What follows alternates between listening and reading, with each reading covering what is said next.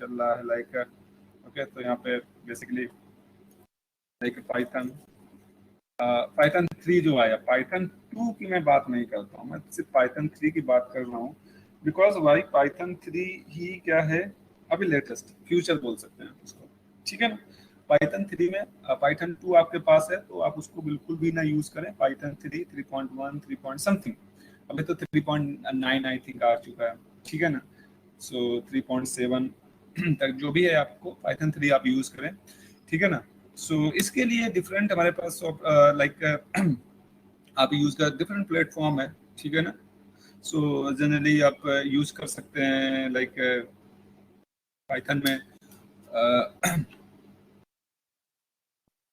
Online online ideally आप use कर सकते हैं गूगल कोलैब के थ्रू, गूगल कोलैब ओके, जो बेसिकली कोडिंग करते हैं काफी लोग गूगल कोलैब के थ्रू, ठीक है। क्योंकि वहां पे क्या रहता है, ऑनलाइन अगर कोडिंग करते हैं तो आपको क्या मिलेगा वहां पे, स्पीड आपको ज्यादा मिलेगी, मतलब पाइचार, ठीक है, और भी बहुत सारे, ठीक है ना।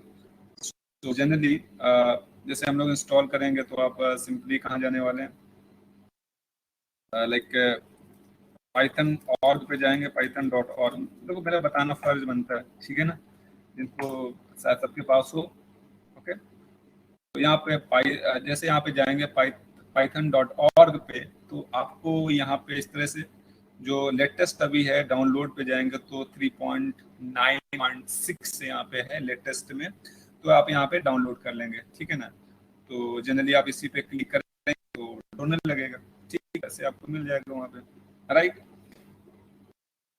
मैं डिलीट कर देता हूँ एक्चुअली जो यहाँ ऊपर लिखा हुआ है, इसको सब डिलीट, ओके राइट। सो अभी क्या है, बेसिकली पाइथन एक इंटरप्रेटर बेस्ड लैंग्वेज है, ठीक है ना। मैं स्टार्टिंग से चलूंगा, जो आता है उसके लिए तो बहुत अच्छा है, जिसको नहीं आता है उसके लिए भी बहुत अच्छा है, क्योंकि बिल्कुल नया, ठीक है ना। सो ऐसा अगर कोई लैंग्वेज आपको नहीं आती है तब भी आपको बिल्कुल भी फील नहीं होगा कि पाइथन नहीं आता है, मतलब पाइथन समझ में नहीं आ रहा है, ठीक है, एकदम नए सिरे से, ओके। सो लाइक पाइथन देखो इंटरप्रेटर बेस्ड लैंग्वेज है, ठीक है ना,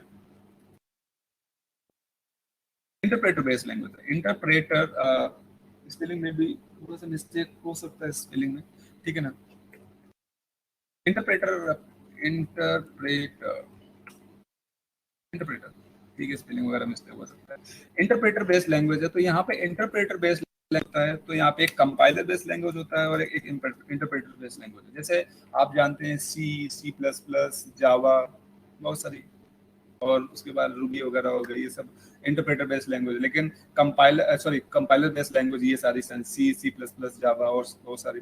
लेकिन जो पाइथन है, पाइथन हमारी इंटरप्रेटर बेस्ड लैंग्वेज है, इंटरप्रेटर बेस्ड। और रस्ट जैसी हुई, रस्ट हमारी इंटरप्रेटर बेस्ड लैंग्वेज है, ठीक है। तो डिफरेंट बहुत सारी लैंग्वेजेस हैं जो इंटरप्रेटर बेस्ड लैंग्वेज हैं ऑलरेडी, ठीक है।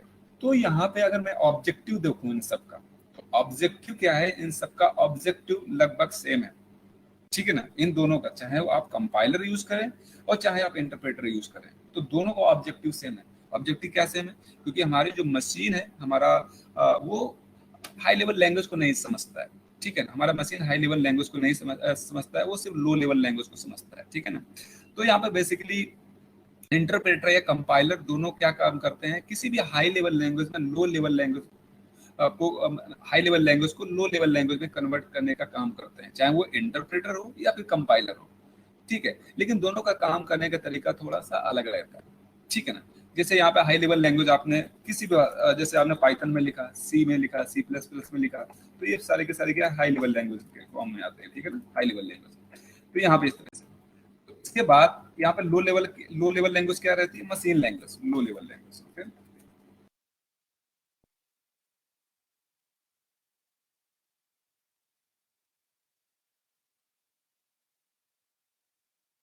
लो लेवल लैंग्वेज हमारी रहेगी वो मशीन लैंग्वेज रहेगी, ठीक है ना।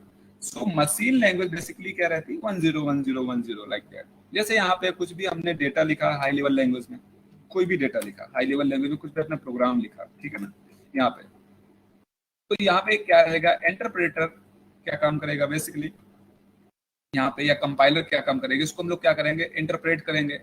या बेसिकली उसको क्या एग्जीक्यूट करते हैं हम लोग ना, बिल्ड करते हैं। बिल्ड करने पे सबसे पहले क्या काम करेगा, जो भी कंपाइलर होगा या इंटरप्रेटर होगा वो काम करने वाला है, ठीक है। तो ये यहाँ पे काम करने वाला है, राइट। तो यहाँ पे क्या करेगा, ये कन्वर्ट कर देगा इसको किसमें, इस हाई लेवल लैंग्वेज को लो लेवल लैंग्वेज, 0 0 0 1 0 इस तरह से वो कन्वर्ट करने वाला है, ठीक है ना, इस तरह से। अच्छा, कुछ लोग बोलेंगे हेक्साडेसिमल, हाँ हेक्साडेसिमल भी समझते हैं, ठीक है ना, लेकिन वहां पे मशीन हमेशा, अच्छा जो भी मशीन है एक चीज हमें बताएं, अच्छा तो भी हमारी मशीन है वो क्या इनटेक करता है। जैसे कोई भी कंट्रोलर है, माइक्रो कंट्रोलर है, इनटेक क्या करता है, इनटेक तो करता है ना वो, मतलब जैसे हम लोग खाना खाते हैं वो वोल्टेज खाता है, ठीक है ना, तो वोल्टेज डिफरेंस बेसिकली, ठीक है ना। तो वोल्टेज किसमें 0 है तो कुछ भी नहीं आ रहा, 1 है तो समथिंग, ओके। तो यहाँ पे तो उसी जो वो खाता है ना, जो वो मतलब कंज्यूम कर रहा है, तो उसी फॉर्म में ही प्रोसेस करेगा और वो कुछ नहीं समझेगा। तो इसलिए यहाँ पे लो लेवल लैंग्वेज में कन्वर्ट करना बहुत ज्यादा हमें जरूरी हो जाता है, ठीक है। तो इंटरप्रेटर और कंपाइलर बेसिकली दोनों का ऑब्जेक्टिव सेम है, काम करने का तरीका थोड़ा सा डिफरेंट है। कैसे, मैं एक सिंपल सा एग्जांपल लेता हूँ।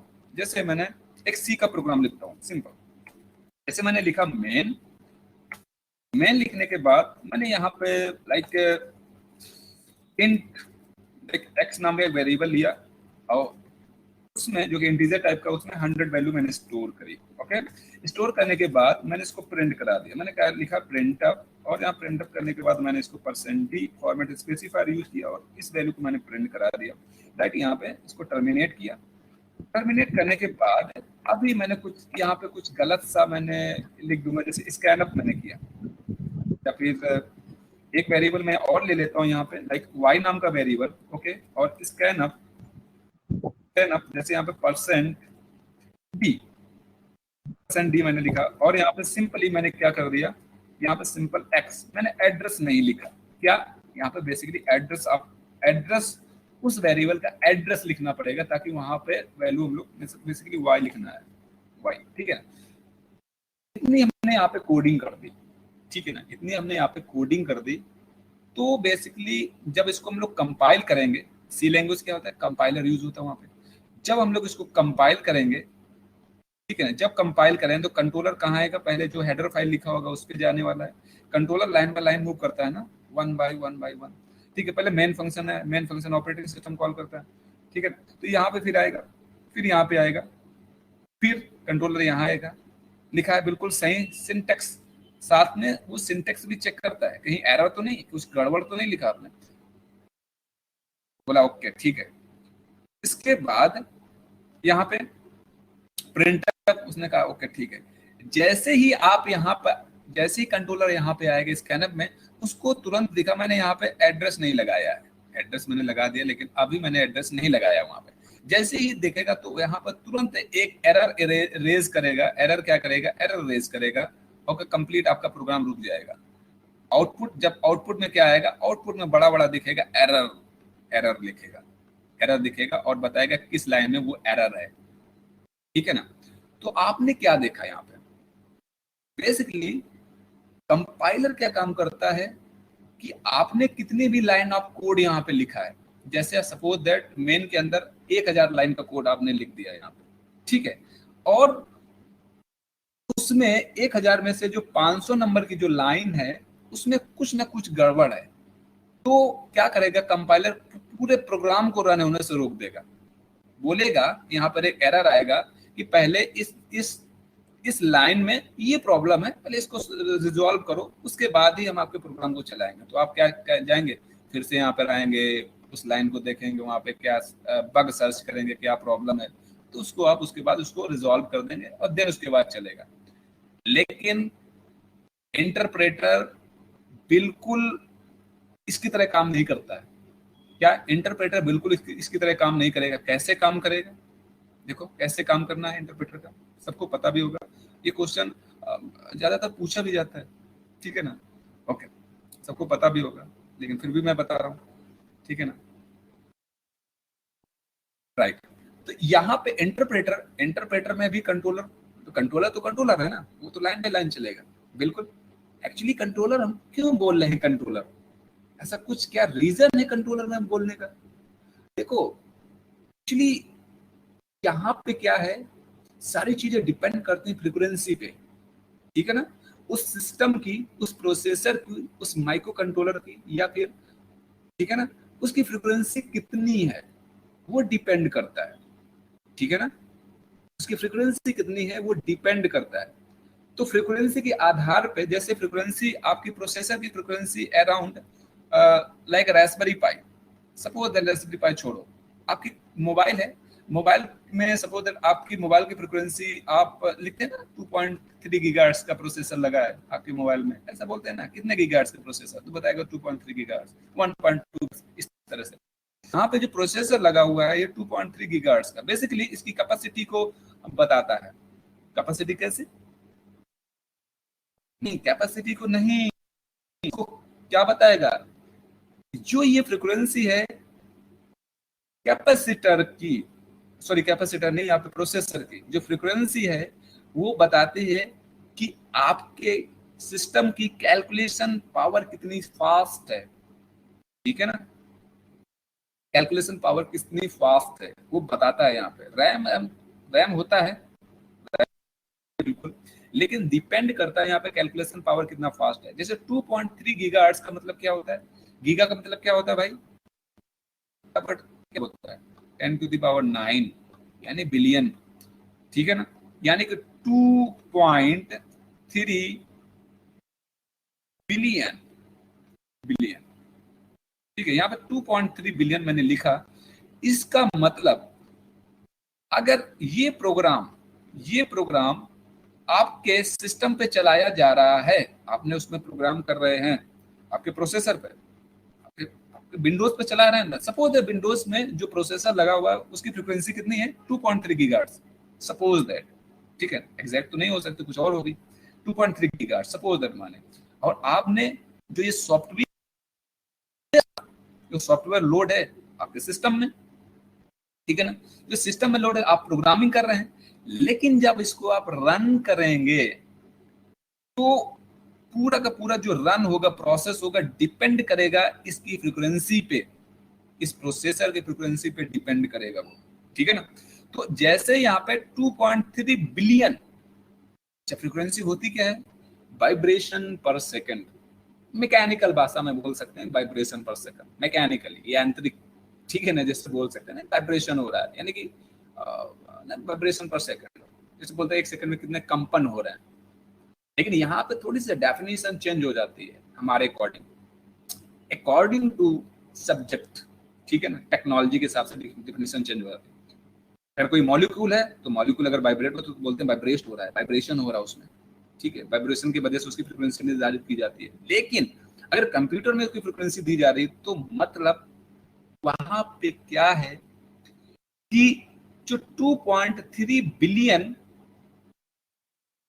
आप बोल सकते हैं 2.3 बिलियन वाइब्रेशन पर सेकंड, लेकिन मैं वाइब्रेशन पर सेकंड नहीं बोलूंगा, मैं बोलूंगा 2.3 बिलियन प्रोसेस पर सेकंड, मतलब 2.3 बिलियन प्रोसेस पर सेकंड, मतलब क्या है, 2.3 बिलियन बहुत बड़ी चीज है, ठीक है, एक बहुत मतलब इतनी हाईएस्ट फ्रीक्वेंसी है कि आप इसको जज नहीं कर सकते किसी भी मशीन से, किसी भी चीज से। आप इसको अगर देखना है इस फ्रीक्वेंसी को, इसके वाइब्रेशन को, ठीक है ना, तो आपको क्या करना पड़ेगा, आपको फंक्शन जनरेटर, शायद आपने यूज किया होगा अपने कॉलेज में, फंक्शन जनरेटर आपने यूज, डिजिटल स्टोरेज ऑसिलोस्कोप आपने यूज किया है, तो वहां पे आप लोग क्या करते हैं, अगर यूज किया है तो आपके प्रोफेसर्स वगैरह ने अगर आपको यूज कराया, आपके लैब इतनी अच्छी, मतलब लैब वगैरह अच्छी होती हैं यार कॉलेजेस वगैरह की, ठीक है ना, तो वहां पे अगर आपने यूज किया होगा तो आप वहां पे जरूर देखना, तो वहां बोलेगा कि 2.3 बिलियन की फ्रीक्वेंसी को, ठीक है, इतनी फ्रीक्वेंसी को आप देख वहां पे देख नहीं सकते, तो बोलते फ्रीक्वेंसी कम करो यार, कम करके उसको फ्रीक्वेंसी डिवाइडर होता है एक्चुअली,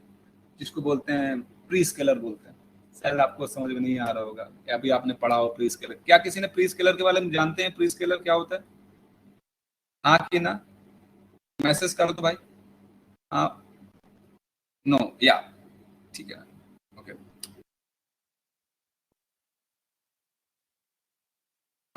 ओके, आप जानते हैं प्री स्केलर के बारे में, ओके, बात नहीं, राइट। देखो आईओटी है तो थोड़ा सा बताना बड़ा लाजमी है, सारी चीजें सॉफ्टवेयर होता है, मैं ये सब कुछ ना बता। ओके, सो यहाँ पे क्या रहता है, प्री स्केलर में बेसिकली क्या रहता है, उस पर्टिकुलर अगर किसी भी चीज को, जैसे टाइमर आप देखते हैं, टाइमर काउंटर वगैरह ये होते हैं, तो बेसिकली अगर आपको प्री स्केलर यूज करते हैं, वहाँ पे डिफरेंट डिफरेंट वैल्यूज के प्री स्केलर होते हैं, ठीक है ना। तो जैसे 2 8, ठीक है, 2 8 12 16, ठीक है, 255 समथिंग 10 24, इस तरह से प्री स्केलर होते हैं। तो वहाँ पे उस फ्रिक्वेंसी को उस प्री स्केलर से डिवाइड करते हैं, ताकि जिस फ्रिक्वेंसी को आप वहाँ पे ऑब्टेन करना चाहें तो वो फ्रिक्वेंसी आपको मिल जाए, और बेसिकली उस सिग्नल को हम लोग देख सकें। तो यहाँ पे सिग्नल को सिर्फ देखने की बात मैं कर रहा हूँ, और किसी चीज पे अगर इतने हाई फ्रिक्वेंसी के सिग्नल को आप नहीं देख सकते, ठीक है ना, बिल्कुल। अच्छा, फ्रिक्वेंसी को देखने का मतलब क्या है? अच्छा, फ्लैप्स पर सेकंड किसको पता है? फ्लैप्स पर सेकंड, फ्लैप्स पर सेकंड, फ्लैप्स पर सेकंड, तो एक तो होता है बर्ड होती है, तो बर्ड भी वाइब्रेट मारती है, फ्रिक्वेंसी उसकी होती है, तो बोलता है हाउ मेनी फ्लैप्स पर सेकंड, ठीक है, कितना इसका वाइब्रेशन, कितनी फ्रिक्वेंसी इसकी कितनी है, तो बोलता है फ्रिक्वेंसी कितनी है, तो फ्रिक्वेंसी बोलता है फ्लैप्स पर सेकंड, मतलब एक सेकंड में कितना फ्लैप कर रही है, मतलब पंख कितने, एक सेकंड में कितने बार पंख फड़फड़ाती है, ठीक है। तो यहाँ पे ये सारी चीजें हो जाती है, तो आप बोलते हैं कि नहीं 13 बार, 15 बार, 20 बार, ठीक है। अब एक हमिंग बर्ड है, सबसे फास्ट जो है वो 80 वाइब्रेशन पर सेकंड, मतलब 80 फ्लैप्स पर सेकंड मारता है हमिंग बर्ड। वो मूव कर सकता है, फॉरवर्ड एंड बैकवर्ड भी मूव कर सकता है, ऐसा बर्ड है हमिंग बर्ड, ठीक है। और शायद मे भी, लेकिन हमिंग बर्ड ही सबसे ज्यादा है, ठीक है ना, उसका फ्रिक्वेंसी सबसे ज्यादा फ्लैप्स पर सेकंड। लेकिन यहाँ पे फ्लैप्स पर सेकंड का मतलब अलग है। अगर कोई कैमरा है ना, कैमरा में एक्चुअली आप मूव कर रहे हैं ना, देखो सिंपल सी बात है ना, जब प्रोजेक्ट होते हैं ना, जैसे आपका आईओटी बेसिस कोई भी पर्टिकुलर एक प्रोजेक्ट होगा, ठीक है।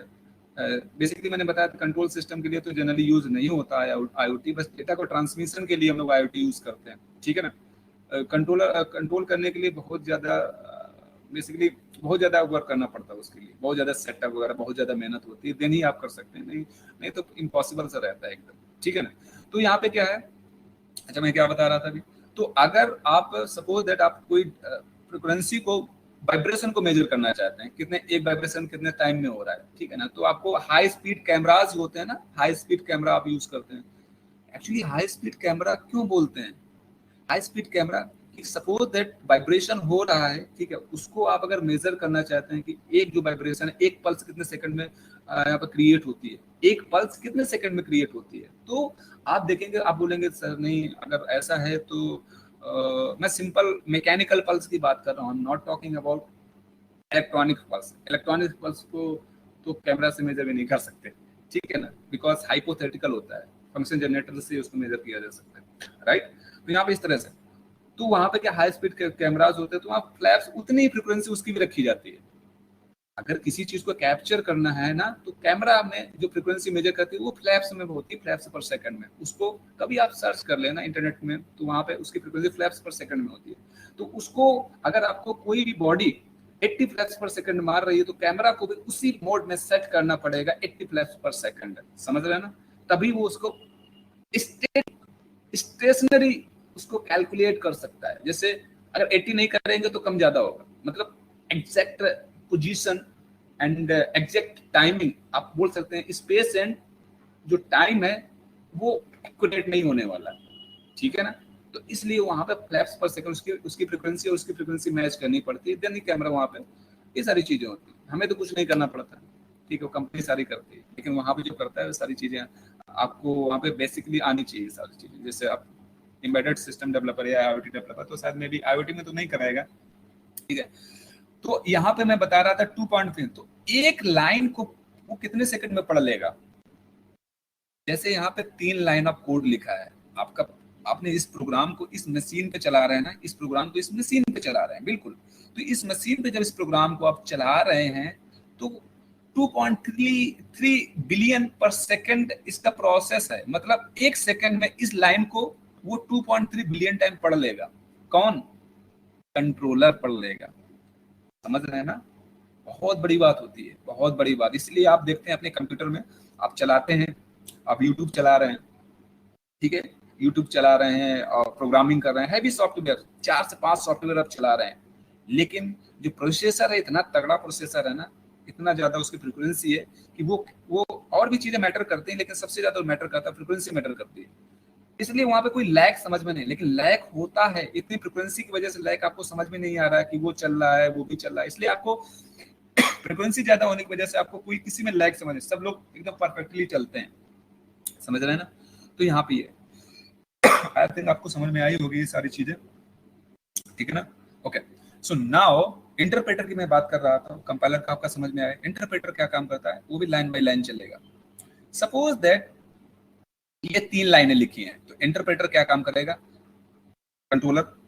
इंटरप्रेटर जब आप इंटरप्रेट करेंगे अपने अपने प्रोग्राम को, ठीक है ना, यानी कि कंपाइल करेंगे, ठीक है, कंपाइल थोड़ा बोलना, मेन यहाँ पे आने वाला है, फिर यहाँ आने वाला कंट्रोलर देखेगा ओके ये सब सही है, फिर देखेगा ये सही, जैसे इस लाइन में आएगा, देखो इंटरप्रेटर जो चीज सही होती है और जो चीज गलत है उसको नहीं रन कर देता, उसको नहीं रन कर, इसके बाद कुछ भी लिखा हो ना उसको नहीं देखेगा, समझ रहे हो ना। इंटरप्रेटर जैसे अभी सिंपल सेम एग्जांपल मैं ले रहा हूँ, 1000 लाइन ऑफ कोड आपका लिखा हुआ है, सपोज दैट 999 लाइन में कुछ प्रॉब्लम है, कहीं ना कहीं सिंटैक्स एरर है या कुछ एरर है, तो क्या करेगा, हकीकी जो 998 वाली लाइन है, ठीक है, उस वहां तक 1 से लेकर 998 वाली लाइन है, वहां तक वो सबको रन कर देगा, लेकिन जो 999 लाइन है उसको नहीं रन करेगा, और जो 1000 वाली है उसको भी नहीं रन करेगा, क्योंकि स्टॉप हो गया ना उसके बाद। तो ये बहुत बड़ा फर्क है यहाँ पे, ठीक है। और यही इंटरप्रेटर बेस्ड जो लैंग्वेज होता है, यही चीजें उसको काफी ज्यादा, मतलब आप बोल सकते हैं फास्ट बनाते हैं चीजों को, मतलब अगर सिंपल सी बात है, जो चीजें सही वो चल जाए, जो नहीं सही है तो उसको नहीं चले, तो यहाँ पे है। लेकिन यहाँ पे क्या है, कंपाइलर में गलत है तो फिर से वहां जाओ, आउटपुट आपको देखने को मिल ही नहीं रहा है, ये सारी चीजें। आई होप सबको ये सारी चीजें समझ में आई होंगी। चले, ओके ओके, सो अब बात करते हैं पाइथन। पाइथन किसने डिजाइन किया था पाइथन को, गुडो वैन रसल, गुडो गुडो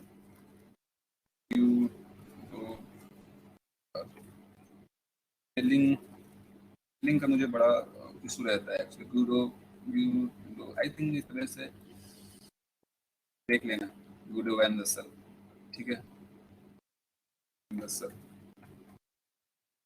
गुडो वैन रसल बेसिकली बोल सकते हैं आप, ठीक है ना। गुडो स्पेलिंग थोड़ा सा गुडो में थोड़ा सा प्रॉब्लम होगी मेरे हिसाब से।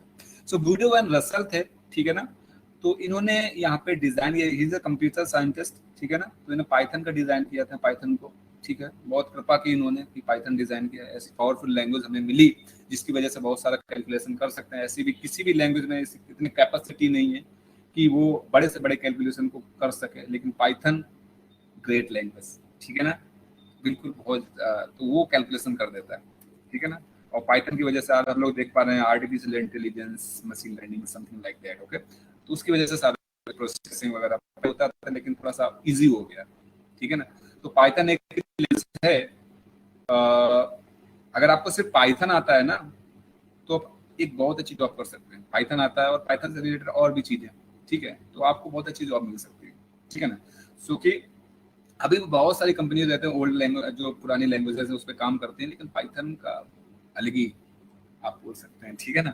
तो यहाँ पे गुडो एंड रसल ने इसका खोज किया था, ठीक है ना। तो यहाँ पे कुछ चीजें देख लेते हैं। तो पाइथन में बेसिकली जो डेटा टाइप रहता है ना, पाइथन में आपको अगर सी लैंग्वेज आती है तो ठीक है, नहीं आती है तो कोई बात नहीं, ठीक है ना।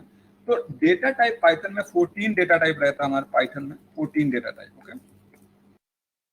14 data types in Python. 14 data types में बेसिकली आप देखते हैं लाइक इंटीजर, कॉम्प्लेक्स, आप लोग देख लें, गूगल से कर लेना, फ्लोट, ठीक है ना, यहाँ पे फ्लोट रहेगा, ठीक है, डबल नहीं होता है, डबल नहीं होता है एक्चुअली, इंट होता है, फ्लोट होता है, कॉम्प्लेक्स हो गया, ठीक है ना, कॉम्प्लेक्स रहता है। कॉम्प्लेक्स के बाद यहाँ पे, ओके, और भी बहुत सारे मैं बता दे रहा हूँ, क्योंकि ज्यादा समय फिर लिखूंगा तो ज्यादा समय जाएगा इसमें। आप लोग गूगल सबके बाद लिखो, गूगल कर लेना तो सारा कुछ आ जाएगा। 14 डेटा टाइप इन पाइथन आप सर्च करेंगे तो सब कुछ आ जाएगा।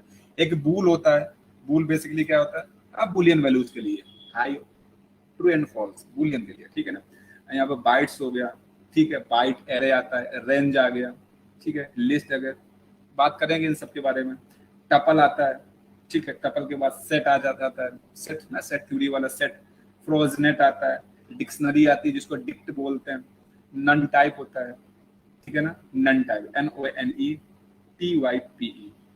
देखो पाइथन में क्या रहता है, जैसे आप सी और सी प्लस प्लस में आप वाइड यूज कर लेते थे, वाइड वाइड अगर आपको बेसिकली वहां पे यूज होता था तो वाइड दिखाता था, कुछ एरर शो करता था, वाइड को अगर प्रिंट कराते हो वाइड को तो एरर शो करता है, लेकिन यहाँ पे अगर ऐसा कुछ है तो वो नन टाइप दिखाएगा, क्या दिखाएगा, नन टाइप। ओके, तो ये सारी चीजें देखो, थोड़ा थोड़ा स्क्रैच से हम लोग स्टार्ट करेंगे, ठीक है, फिर धीरे धीरे आगे लेवल पे बढ़ेंगे हम लोग, ठीक है ना। तो जैसे पाइथन में देखो स्ट्रिंग को डिनोट करने का बहुत सारे तरीके हैं पाइथन में, ठीक है। तो जैसे पाइथन में आप स्ट्रिंग लिखते हैं, स्ट्रिंग क्या होता है, string is what, string is a sequence of character, ठीक है। अच्छा, कुछ चीजें मैं बता देता हूँ यहाँ पे, लाइक कांस्टेंट क्या होता है, कांस्टेंट, कांस्टेंट, कांस्टेंट क्या है, कांस्टेंट मैथमेटिकली नहीं, कंप्यूटर की भाषा के हिसाब से constant is nothing but it is a information.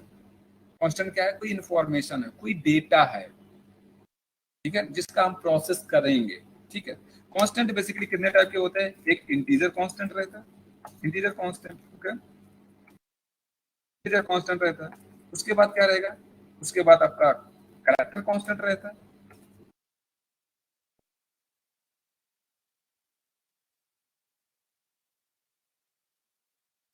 Character constant रहेगा आपका। और उसके बाद आपका क्या रहेगा,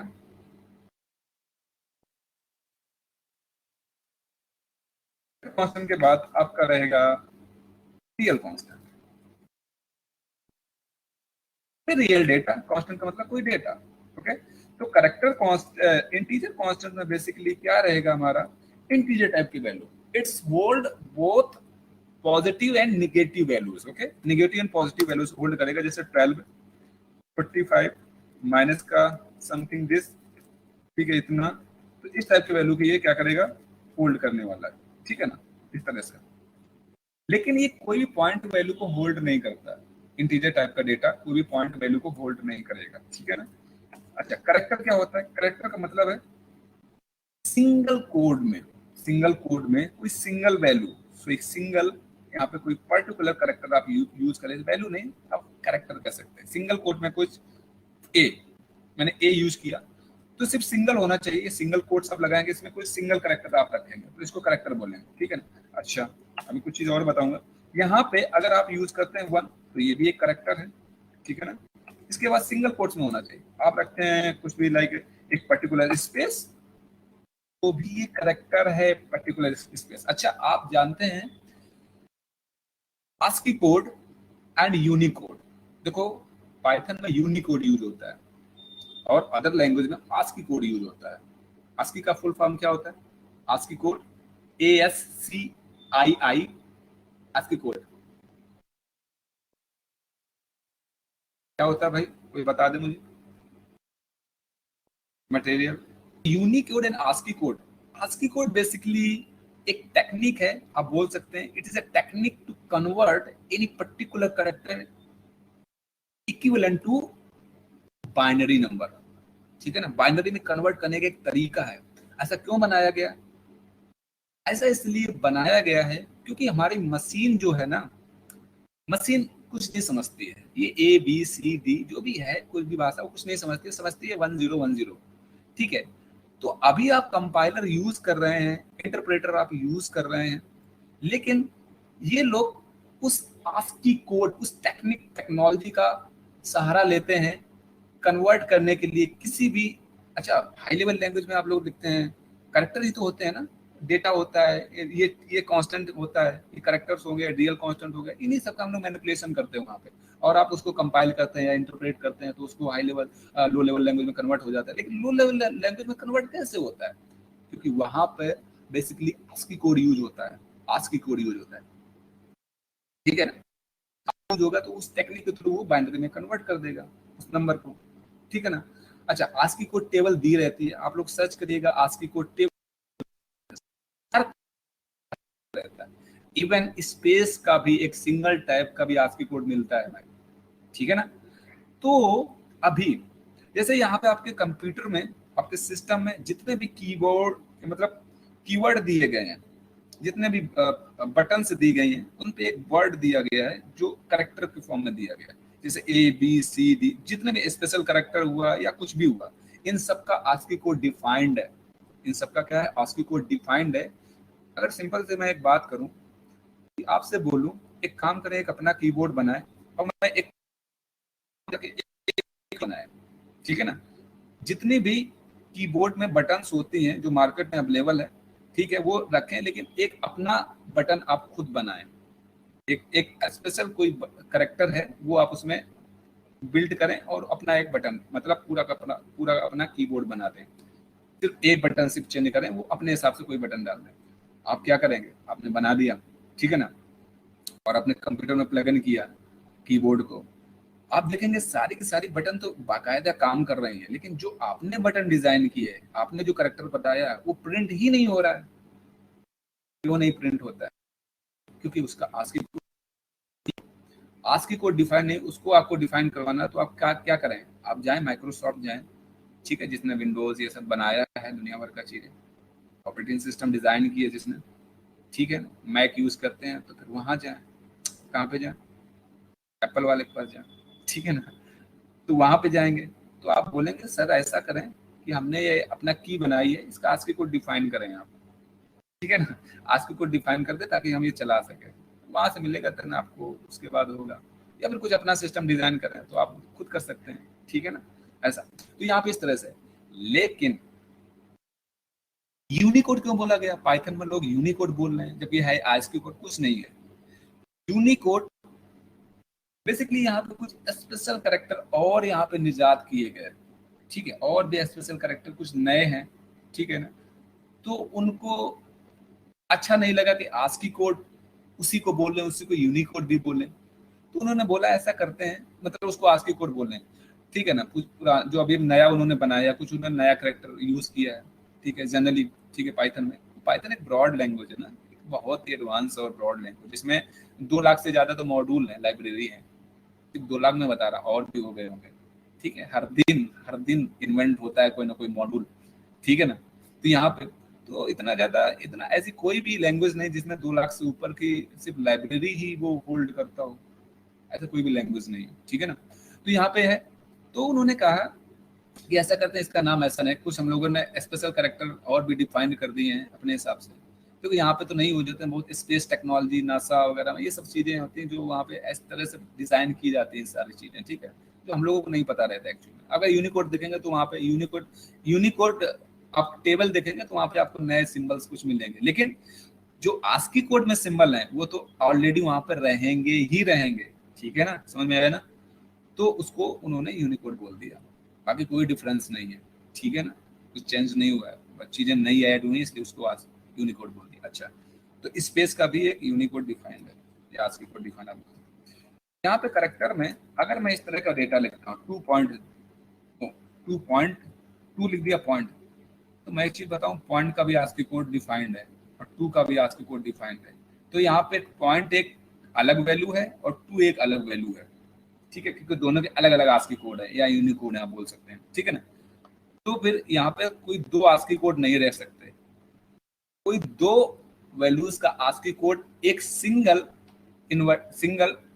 कोट्स में नहीं रह सकता, इसलिए ये करेक्टर नहीं हुआ है, बिल्कुल भी ये करेक्टर नहीं है, ठीक है ना, समझ में आया। करेक्टर के लिए कोई पर्टिकुलर सिंग, अगर 2 स्पेस भी यहाँ पे, एक सिंगल स्पेस 2 स्पेस, तब भी यहाँ पे एक आस्की कोड स्पेस का, फर्स्ट स्पेस का, एक दूसरे स्पेस का आस्की कोड, तो करेक्टर में कभी भी सिंगल कोट्स के अंदर 2 आस्की कोड एग्जिस्ट नहीं करेंगे, ध्यान रखना, ओके। तो इसलिए ये भी गलत और ये भी गलत। आप आई होप सबको ये सारी चीजें समझ में आई होंगी, ठीक है ना, ओके। तो यहाँ पे ये गलत, तो ये भी गलत, और आपका ये करेक्टर डिफाइन करने का बिल्कुल सही तरीका, राइट। रियल कांस्टेंट क्या रहता है? Real constant simple, real constant are those which contains both positive and negative values, मतलब फ्रैक्शनल वैल्यूज को ये क्या करता है, होल्ड करता है। जैसे मैंने 12.09 इस तरह से मैंने लिखा, हाँ सही है, ये समथिंग मैंने ये लिखा, हाँ ये भी सही है, ठीक है ना। कुछ निगेटिव वैल्यूज मैंने लिख दी यहाँ पे, हाँ ये भी सही है, ठीक है ना। तो निगेटिव, लेकिन फ्रैक्शनल वैल्यूज को, पॉइंट वैल्यूज को ये क्या करता है, होल्ड करता है। अगर आप सिंपली इस तरह से भी लिख देंगे ना, इस तरह से रियल में 5.2 इस तरह से, तो वहाँ पे जैसे फ्लोट में आप ले लेंगे तो फ्लोट किसको पॉइंट करेगा, फ्लोट रियल कांस्टेंट को ही पॉइंट करेगा, तो फ्लोट रियल नंबर में आता है, ठीक है ना, डबल आता है, यहाँ पे डबल नहीं होता है एक्चुअली, पाइथन में डबल नहीं होता है, ओके। तो यहाँ पे इस तरह से तो आप कह सकते हैं यहाँ पे, तो आई होप सबको समझ में आया होगा, इस तरह से होगा, ओके।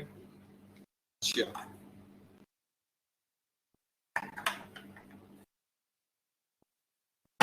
ओके ओके सो यहाँ पे ये है, ठीक है ना। अच्छा, मैंने स्ट्रिंग बताया था, स्ट्रिंग क्या है, स्ट्रिंग सीक्वेंस ऑफ कैरेक्टर है।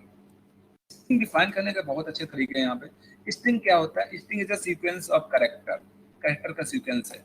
मतलब स्ट्रिंग में ऐसे आप लोग किसी लैंग्वेज में आप लोग ऐसे लिखते थे, जैसे मैंने लिखा सेट पा, क्या लिखा है यहाँ पे, सेट पा, सेट पा, उसके बाद स्पेस इन्फो, इस तरह से मैंने लिख दिया। तो यहाँ पे एक स्ट्रिंग हो गई, जो कि स्पेस भी कैलकुलेटर है, उसका भी आज की कोड है, तो ये भी एक करेक्टर हो गया, स्पेस भी एक करेक्टर हो गया, और ये तो करेक्टर, ये करेक्टर, ये करेक्टर, एक particular.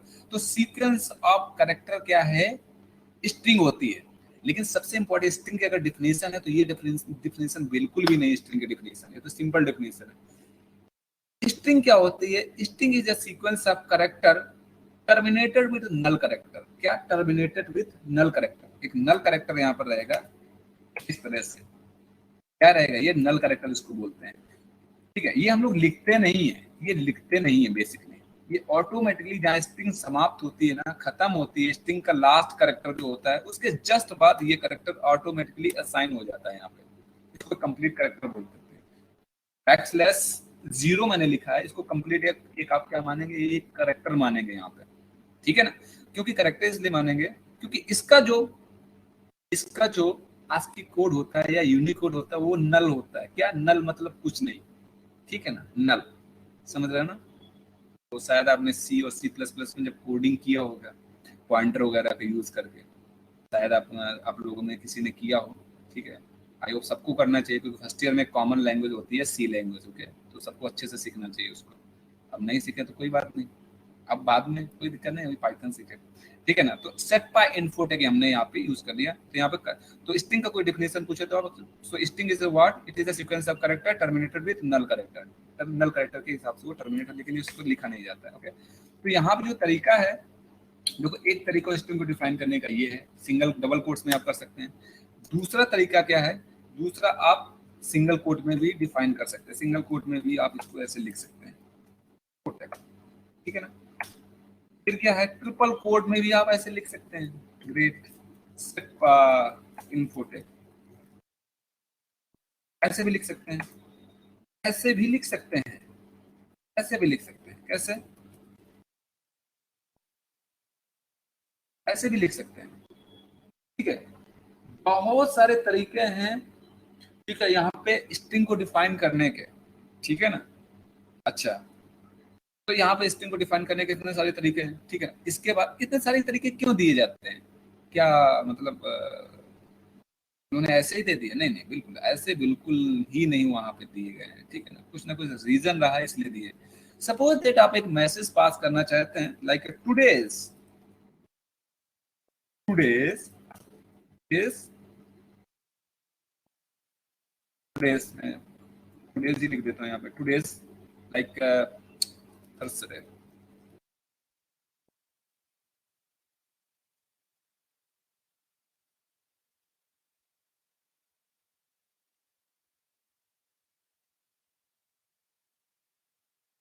Today's is Thursday, okay. तो मैंने ये कर लिया, अब इसको स्ट्रिंग में कन्वर्ट करना है, तो यहाँ पे देखो क्या है, इसको स्ट्रिंग बनाना है, तो आपने क्या किया, ठीक है मैं बना देता, आपने ये लिख दिया, बोला कि हाँ स्ट्रिंग है, हमने बोला गलत है, क्यों गलत है, देखो हमेशा आपने बोला कि सब ऐसे लिख सकते हो, बिल्कुल, लेकिन लेकिन ऐसा बनाया क्यों गया था, देखो, अगर आप टेक्स्ट के अंदर जो भी आपने टेक्स्ट मैसेज को प्रिंट यहाँ पे रिटर्न किया है, उसके अंदर आप ऑलरेडी उस सिंबल को, अगर उस सिंबल को आप यूज कर चुके हैं, तो स्ट्रिंग को डिनोट करते वक्त उस सिंबल को कतई यूज नहीं करेंगे, ठीक है। तो इसके बाद आप क्या करेंगे, ये अलावा आप ये यूज कर सकते हैं, बहुत सारे डबल कोट्स यूज कर सकते हैं, ट्रिपल कोट यूज कर सकते हैं, आप पे डिपेंड है। हाँ, तो ये मैसेज आपको प्रिंट होगा।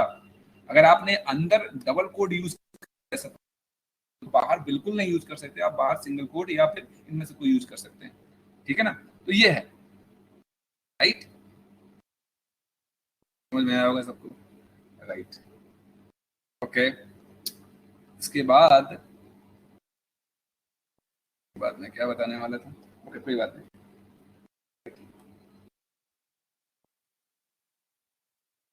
एक इंपॉर्टेंट चीज मैं स्किप कर गया एक्चुअली, चलो ध्यान आएगा मैं बता दूंगा, ठीक है ना, ओके।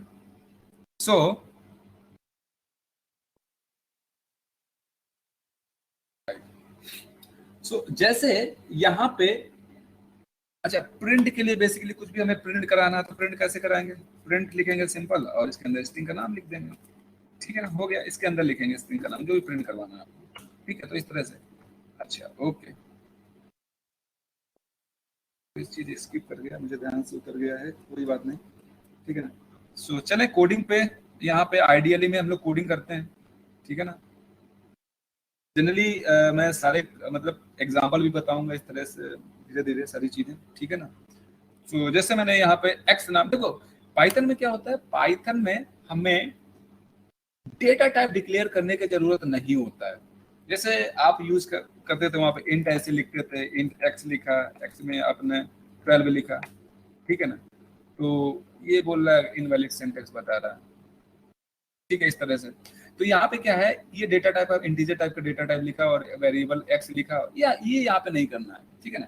पाइथन क्या है, पाइथन ऑटोमेटिकली समझ जाता है कि किस टाइप का है, इंटीजर टाइप का है, फ्लोट का है, कॉम्प्लेक्स है, डबल मैं नहीं बोलूंगा, करेक्टर का है, स्ट्रिंग टाइप का, किस टाइप का है वो समझ जाता है, किस डेटा टाइप का है यहाँ पे, ठीक है। आपको करें, आप सिंपल क्या करेंगे, आप वेरिएबल का नाम लिखें, वेरिएबल का नाम लिखेंगे, जैसे यहाँ पे 12, इस तरह से मैंने यहाँ पे 12 लिख दिया। तो अभी क्या है यहाँ पे, एक्स को अगर मैं यहाँ पे, तो रिटर्न क्या करवाएगा, एक्स में जो वैल्यू साइन है वो रिटर्न करवाएगा। अच्छा, ठीक है, देख लेते हैं अभी क्या है।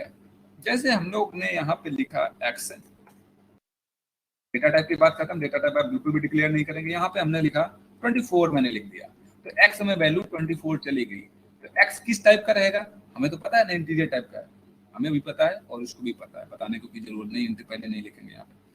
अच्छा, तो देखो हुआ क्या है, एक चीज मैं आपको बता दूं, पाइथन में, पाइथन में वेरिएबल का कोई मतलब नहीं होता है। क्या क्या मैंने बोला, पाइथन में वेरिएबल का कोई भी मतलब नहीं होता है। आप बोलेंगे क्या बात कर रहे हैं, हमने बोला बिल्कुल याद बात यही कर रहा हूँ। यहाँ पे वेरिएबल क्या, ऑब्जेक्ट क्रिएट करता है, क्या, वेरिएबल ऑब्जेक्ट क्रिएट करता है। जनरली ये बात ऑब्जेक्ट ओरिएंटेड प्रोग्रामिंग जब लोग पढ़ते हैं तब यह बात बताई जाती है, लेकिन मैं पहले ही बता रहा हूँ, ठीक है ना। क्योंकि यहाँ पे जो भी एक्स का कोई मतलब नहीं होता है, यहाँ पे एक्स सिर्फ क्या करेगा, उस पर्टिकुलर ऑब्जेक्ट का रेफरेंस कंटेन करेगा। अच्छा, अभी बात ये सर समझ में नहीं आ रही, लेकिन मैं समझाऊंगा अच्छे से। तो एक्स का मतलब कुछ नहीं, यहाँ पे एक रेफरेंस वेरिएबल की तरह काम करेगा, ठीक है ना। तो यहाँ पे बेसिकली क्या रहेगा, पाइथन में ऑब्जेक्ट, एक्स की मदद से ऑब्जेक्ट क्रिएट होंगे, और ऑब्जेक्ट क्रिएट होता है डायनेमिकली, ऑब्जेक्ट क्रिएट होता है, डायनेमिक क्रिएशन होता है ऑब्जेक्ट का, मतलब डायनेमिक का मतलब समझ रहे हो ना, जो चीज चल रही हो तब ऑब्जेक्ट क्रिएट होते हैं। एक्स में मैंने कुछ भी वैल्यू डाली थी, लाइक 20 मैंने पुट किया था, तो मैंने बोला यहाँ पे एक्स का कोई मतलब नहीं है, ठीक है ना। एक्स का कोई मतलब नहीं, एक्स सिर्फ रेफरेंस वेरिएबल की तरह काम करता है। जैसे आप बोलेंगे कि बेसिकली क्या, ये रैम होता है जो आपका सी लैंग्वेज में, सी प्लस प्लस जावा में जो सिखाया जाता है, रैम, ठीक है ना, रैंडम एक्सेस मेमोरी में जो रैम होता है आपके सिस्टम का, वहाँ सबसे पहले वो डेटा एक्सेस करता है, वो भी कोई फाइल वही एक्सेस करेगा, एक कॉपी उसमें उठ के तुरंत चली जाएगी, ठीक है ना। उसके बाद वहाँ से डेटा जो एक्सेस होगा, कंप्लीट डेटा वहीं से एक्सेस होता है, डायरेक्टली ऑपरेटिंग सिस्टम नहीं हैंडल करता, उसको रैम हैंडल करता है, ठीक है ना। तो आप बोलेंगे कि नहीं, यहाँ पे क्या रहेगा, एक मेमोरी लोकेशन बनेगा एक्स नाम का, ठीक है ना। आप बोलेंगे सिंपल एक्स नाम का एक मेमोरी लोकेशन बनने वाला है, बिल्कुल, और यहाँ पे उसमें 20 चला जाएगा इस रैम के अंदर। तो हमने बोला गलत है, पाइथन में ऐसा नहीं होता, ठीक है। में ऐसा नहीं होता है बिल्कुल, ठीक है ना।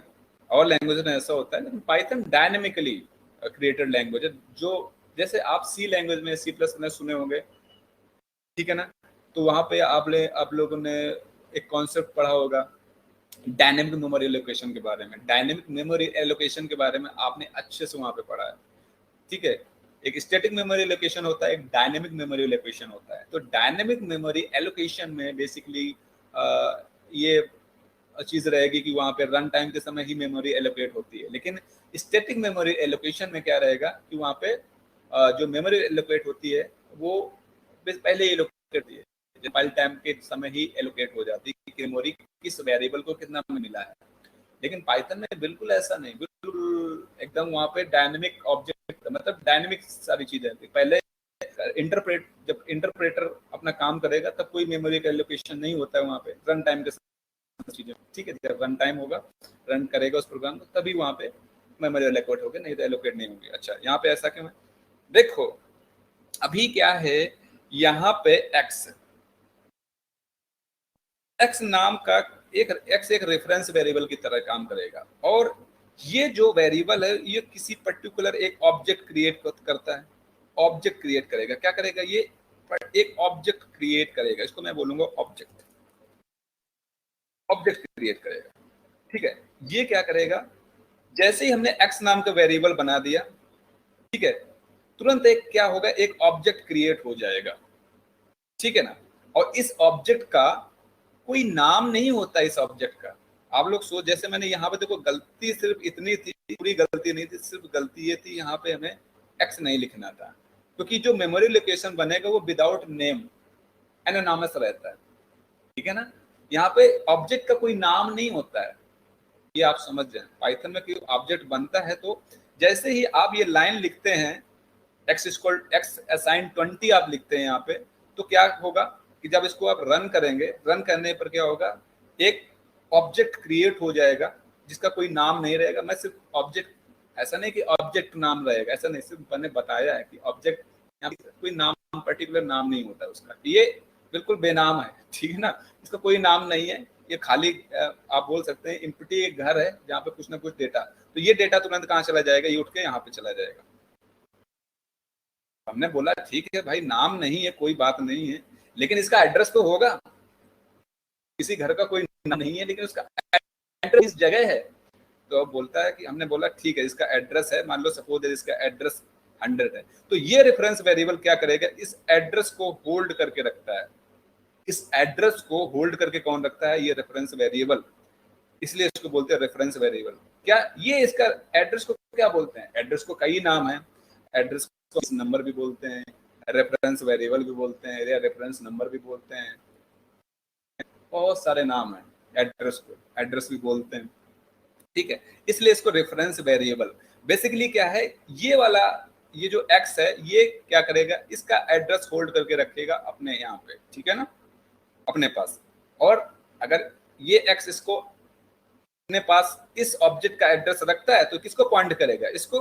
अगर एड्रेस पता है तो बिल्कुल, तो इसलिए इसको बोलेंगे ये वाला जो हमारा एक्स है ये बेसिकली क्या है, एक रेफरेंस वेरिएबल की तरह काम करता है, मतलब रेफरेंस कंटेन करता है उस पर्टिकुलर जो ऑब्जेक्ट बना हुआ है। समझ रहे हो ना। बहुत क्वेश्चन पूछा जाता है इंटरव्यू में, लोग फंस जाते हैं, ठीक है ना, जबकि जो सॉफ्टवेयर डेवलपर होते हैं, ठीक है, ये क्वेश्चन आपको इसी तरह से बताना है बिल्कुल, ठीक है ना, तो ध्यान रहे, ठीक है। यहाँ पे डायनेमिकली चीजें क्रिएट होते हैं, ऑब्जेक्ट क्रिएट होता है, ऑब्जेक्ट का कोई मतलब नहीं होता है, एक ऑब्जेक्ट का अपना एक मतलब जो बेनाम होता है, जिसका कोई नाम नहीं है, ठीक है, वहां वैल्यू कंटेन होती है, वो वैल्यू कंटेन करता है। और यहाँ पे मेमोरी लोकेशन अब बनेगा बिना नाम, यहाँ पे ऐसे मेमोरी लोकेशन जाएगा। समझ में आया, राइट। तो ये है, कितने भी वेरिएबल आप बना, वाई नाम का वेरिएबल बनाए और उसमें, तो आज से आप इसको बोलेंगे रेफरेंस वेरिएबल। क्या बोलेंगे, रेफरेंस वेरिएबल मत बोलना, रेफरेंस वेरिएबल। क्यों वेरिएबल भाई, इसलिए क्योंकि वो उस पर्टिकुलर ऑब्जेक्ट का रेफरेंस नंबर के कंटेन करके रखा है, ठीक है ना। ओके, राइट, ये यहाँ पर हो गया। एंड इसके बाद तो बस कोडिंग, ठीक है ना। जैसे हमने यहाँ पे बेसिकली जैसे हमने यहाँ पे 123 हमने यहाँ पे x की वैल्यू मैंने 123 दी, ठीक है ना, 123 मैंने x की वैल्यू और y की वैल्यू मैंने लाइक इस तरह से मैंने 245 दे दी। तो मैं बोल रहा हूँ इन दोनों को ऐड कर दो, इसको ऐड कर दो, तो इट इज ए पॉसिबल? बिल्कुल पॉसिबल नहीं, टाइप एरर है। जब भी एरर देगा बोलेगा टाइप एरर, क्या बोलेगा? टाइप वैल्यू है 123 और y क्या है हमारा? एक स्ट्रिंग है जिसमें 245 एक स्ट्रिंग सीक्वेंस ऑफ कैरेक्टर, ठीक है ना। तो बोलेगा ये बिल्कुल सॉल्व नहीं होगा, एरर प्रोवाइड करेगा। तो आपको क्या करना पड़ेगा? कन्वर्ट करना पड़ेगा। बिल्कुल एक ही टाइप में बनाओ ना, ठीक है। इसको अगर ऐड है तो आपको एक ही टाइप में लिखना पड़ेगा। तो वाई टाइप कास्ट है, बोल के इसको बोलते हैं type casting, typing, concept of type casting.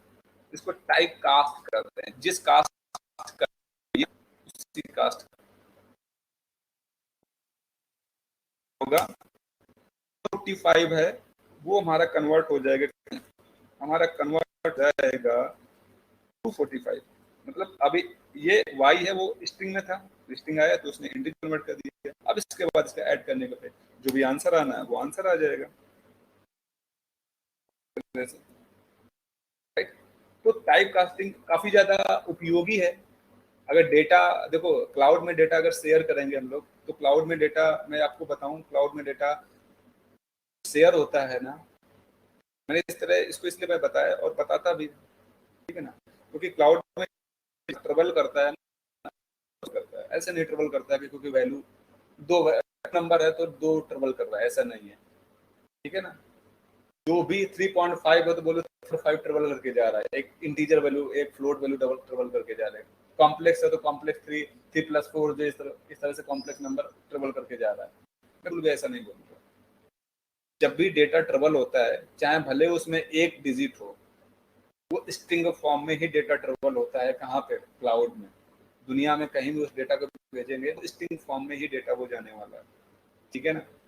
और अगर आपको वो डेटा लाइक कोई डेटा स्ट्रिंग फॉर्म में, सपोज दैट टेम्परेचर आ रहा है कहीं से, जैसे आप अपने मोबाइल फोन में देखते हैं ना कि टेम्परेचर शो करता है इतना, वो एक्चुअली टेम्परेचर ऐसे नहीं, टेम्परेचर ऐसे लिखा होता है ना इस तरह से, जैसे 34.5 डिग्री सेल्सियस, लाइक इस तरह से वहां पे लिख देते हैं 34.5। तो ये टेम्परेचर ऐसे नहीं ट्रेवल करता है, ये टेम्परेचर स्ट्रिंग के फॉर्म में वहां ऐसे ट्रेवल करता है, ऐसे आता है।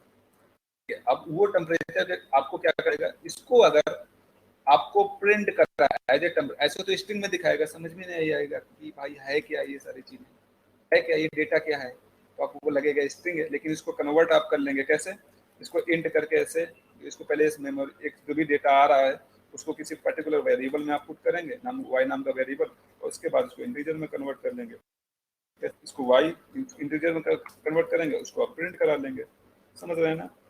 इस तरह से वो डेटा अब ये अब जो और दिखाएगा, अब ऐसे दिखाएगा, कैसे दिखाएगा? ऐसे दिखाने वाला 34.5 समथिंग, ये दिखाने वाला है, ठीक है ना। तो ये तो बात बीच बीच में क्लाउड की भी बात करूंगा, ठीक है ना, ओके।